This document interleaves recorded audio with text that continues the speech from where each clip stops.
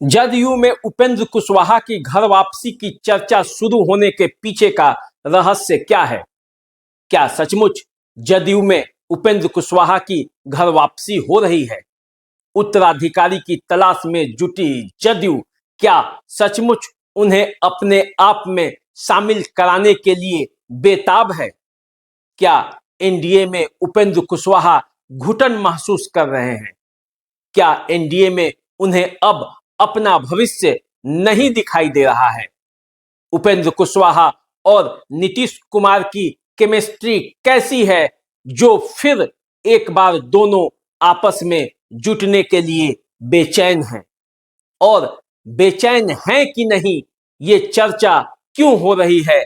आज इन्हीं सभी बातों की चर्चा होगी और हम आपसे रूबरू हैं इसी बात पर चर्चा करने के लिए। तो चलिए, सबसे पहले मेरा अभिनंदन स्वीकार कीजिए। नमस्कार, देसी अड्डा पर आपका स्वागत है। और चलिए अब इस मामले को पूरा विस्तार से समझते हैं कि आखिर उपेंद्र कुशवाहा और नीतीश कुमार के ये जो मिलन की बातें हो रही है, जो ये बातें हो रही है कि दोनों फिर एक दूसरे के साथ साथ चलने वाले हैं, आखिर ये चर्चा शुरू हुई है तो क्यों हुई है? दरअसल नीतीश कुमार और उपेंद्र कुशवाहा दोनों एक ही हैं और इनके बीच का क्या केमिस्ट्री है, आज सबसे पहले मैं आपको यही बताने वाला हूं। क्यों उपेंद्र कुशवाहा और नीतीश कुमार बार बार आपस में लड़ते हैं और फिर आकर मिल जाते हैं, और इसी मिलन समारोह जो इन लोगों के बीच होता है उसको लेकर एक बार फिर बिहार और देश स्तर के जितने भी पत्रकार हैं वो कयास लगा रहे हैं कि उपेंद्र कुशवाहा और नीतीश कुमार का मिलन होकर रहेगा। अब ये मिलन होने वाला है या नहीं होने वाला है, इसके पीछे जो रहस्य है वो तो है ही।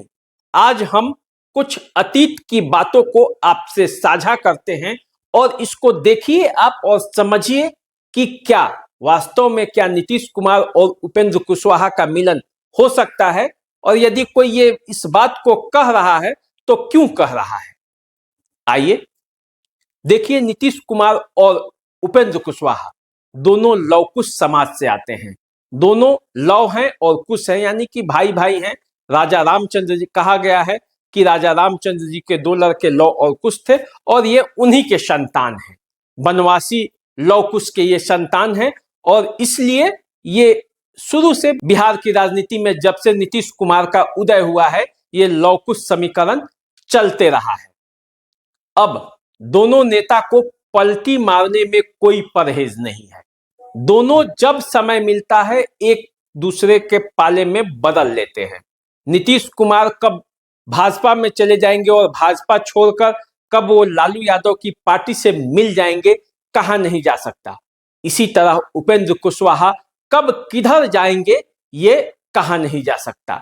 दोनों पलटी मारने में एक नंबर के हैं, कहीं कोई इसमें शक की गुंजाइश नहीं है। वे भी ये दावा नहीं कर सकते कि वे एक तरफ रहते हैं या उनकी राजनीति में कोई सिद्धांत है। बस उनका एक ही सिद्धांत है, जिधर सत्ता मिलेगा दोनों चले जाएंगे। दोनों लौकुश समुदाय से आते हैं और दोनों पलटी मार हैं। इन दो समानताओं के बाद अब आते हैं, देखते हैं तीसरी समानता इन लोगों में क्या है।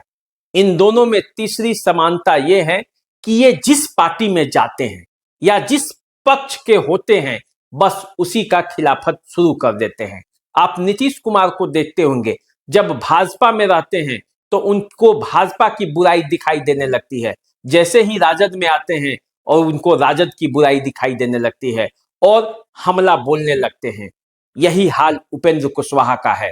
जब नीतीश के साथ होते हैं तो नीतीश की बुराई करने लगते हैं, जैसे ही नीतीश से अलग हटते हैं फिर उन्हें नीतीश कुमार की अच्छाई दिखने लगती है। ये समानता उपेंद्र कुशवाहा और नीतीश कुमार में है।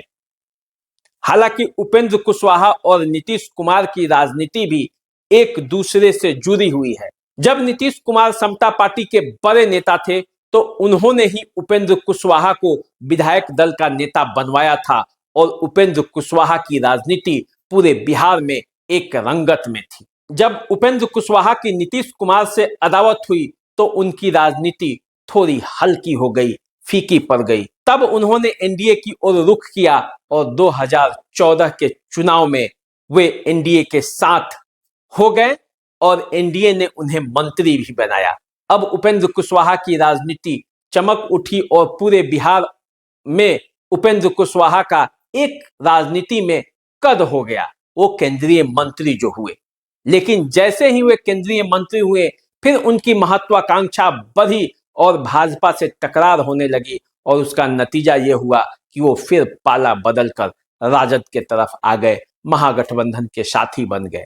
लेकिन चुनाव दर चुनाव हार के बाद उन्हें ये एहसास हुआ कि नहीं, अभी बिना किसी के साथ उनका दाल गलने वाला नहीं। फिर वे नीतीश कुमार की शरण में आए। फिर नीतीश कुमार ने उन्हें संसदीय बोर्ड का अध्यक्ष भी बनाया।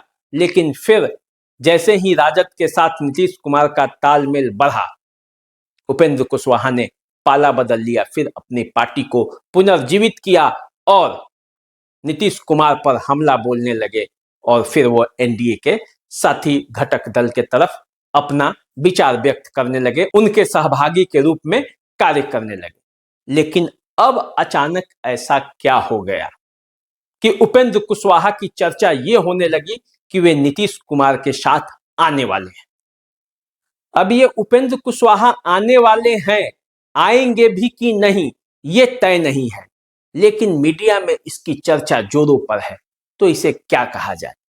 उपेंद्र कुशवाहा पिछले कई प्रकरणों में नीतीश कुमार के खिलाफ नहीं बोले हैं और नहीं बोलने के वजह से ही उन पर ये आरोप लगते रहे हैं कि उपेंद्र कुशवाहा शायद नीतीश कुमार के कदमों पर चलने वाले हैं।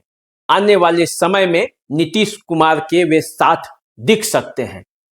नीतीश कुमार ने भी इसका अभी खंडन नहीं किया है, इसलिए और उपेंद्र कुशवाहा के तरफ से भी कोई जोरदार खंडन नहीं आया है, इसलिए ये लग रहा है कि कहीं ना कहीं खिचड़ी पक रही है।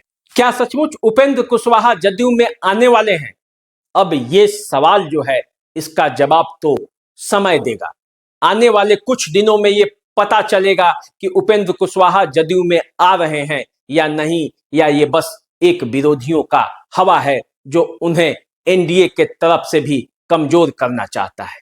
ये सारा परत दर परत खेल खुलेगा, लेकिन उस खेल खुलने की पहले की जो कहानी है उस पर मजा लीजिए, क्योंकि यही राजनीति है और बिहार की राजनीति में पलटी मार का खेल चलते रहता है। कौन कब पलट जाए कोई ठीक नहीं। तो चलिए, नेता पलटते रहते हैं, जनता कब पलटेगी बस इसी बात का इंतजार रहेगा।